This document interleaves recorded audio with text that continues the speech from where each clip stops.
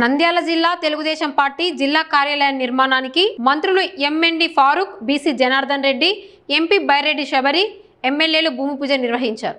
ఈ సందర్భంగా మంత్రి ఎంఎన్డి ఫారూక్ మాట్లాడుతూ ప్రజా సమస్యలు తెలుసుకొని పరిష్కరించేందుకు పార్టీ కార్యాలయం ఉపయోగపడుతుందని తెలిపారు. ప్రజలు తమ సమస్యలను నేరుగా కార్యాలయంలో తెలియజేయొచ్చన్నారు.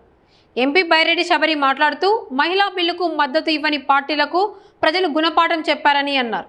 రాబోయే రోజుల్లో మహిళా రిజర్వేషన్ బిల్లు మళ్లీ తీసుకురావడం జరుగుతుందని తెలిపారు. ఈ కార్యక్రమంలో కార్పొరేషన్ చైర్మన్లు ధర్మవరం సుబ్బారెడ్డి, పార్వతమ్మ, మాజీ మంత్రి ఏరాసు ప్రతాప్ రెడ్డి, పార్టీ నాయకులు, మార్కెట్ కమిటీ ప్రతినిధులు పాల్గొన్నారు.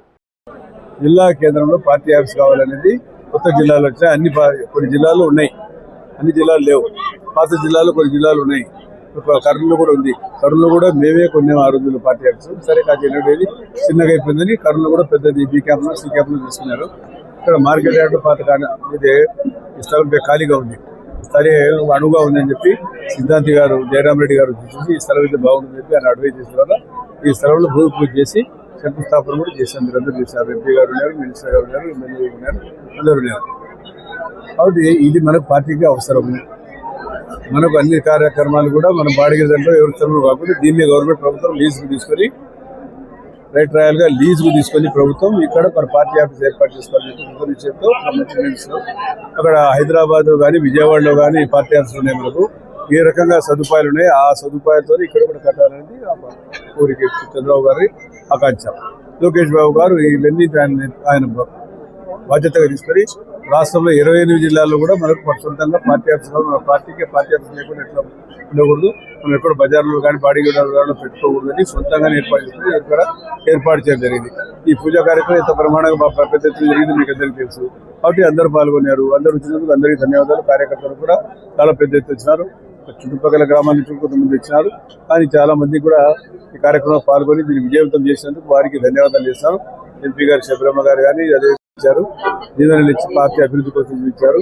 చంద్రబాబు నాయుడు గారి వయస్సు రీత్యా వారు ఆరోగ్యంగా ఉండాలా, ఆరోగ్యంగా ఉండాలా, భగవంతుడు ప్రార్థిస్తూ వాళ్ళందరూ కూడా వారి ఆశీస్సులు కూడా తెలియజేశారు. కాబట్టి వారికి కూడా ఎవరైతే మాకు ఆశీస్సులు, పార్టీకి ఆశీస్సులు, ముఖ్యంగా మా నాయకుడు చంద్రబాబు నాయుడు గారికి ఆశీస్సులు తెలియజేసినందుకు వారికి ప్రత్యేకంగా ధన్యవాదాలు తెలుసుకుంటూ మీ అందరి దగ్గర తెలుసుకుంటున్నాం. ఆ పార్టీ ఆఫీస్ అనే ఒక మంచి ఉద్దేశంతో అందరూ కూడా వచ్చి ముందుకు వచ్చి ఏ డిఫరెన్సెస్ ఉన్నా అన్ని పక్కన పెట్టి ఈరోజు పార్టీ కోసము అందరూ ఇక్కడికి రావడము, భూమి పూజలో కార్యక్రమంలో పాల్గొనడము చాలా సంతోషము.